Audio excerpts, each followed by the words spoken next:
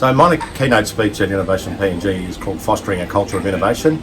And it's really getting down to what you have to put in place to allow innovation to flourish and to make it happen. Innovation isn't something that you just theorise about and talk about, it's something you actually do. But for things to happen, people have to have a culture where they're encouraged to do new stuff, they're encouraged to try ideas. They've got places like this where they can tinker and play around. And that's really what I'm going to be talking to you about, to make sure that you're set up to innovate as best as you can.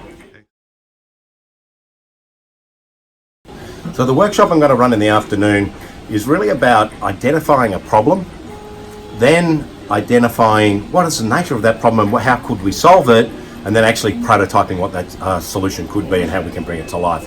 So the key part about that is I'm really interested in identifying PNG problems and coming up with PNG solutions for PNG problems, because there's a whole raft of innovation going on in the country that people just don't know about. But the more we can teach you how to go away and solve your problems and get them to happen, the better it'll be. And that's what the workshop's all about.